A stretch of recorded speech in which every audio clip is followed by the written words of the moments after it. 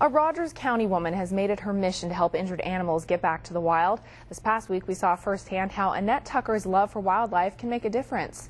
News on 6 reporter Dan Bewley explains new this evening.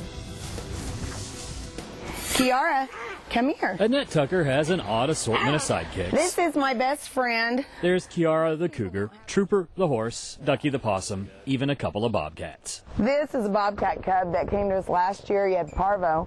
He was 4 days old. Tucker takes care of nearly 1,000 animals every year at her Wild Heart Ranch.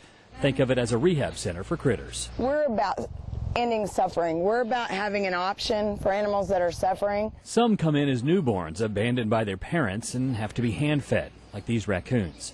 Others are a bit older and injured or abused at the hands of humans. And Tucker's knowledge and experience dealing with wildlife has made her the go-to gal in these parts when wild animals get a little too close to civilization.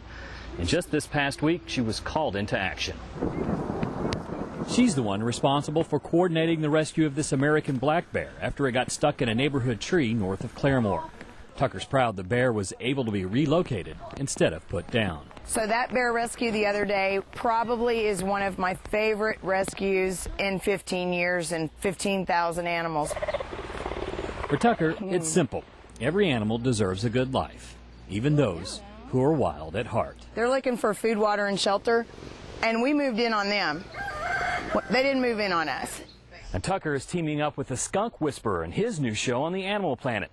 If you'd like to learn more about the Wild Heart Ranch, just click on to newson6.com and look for the web version of this story where we have a link. In Foyle, Dan Bewley, the News on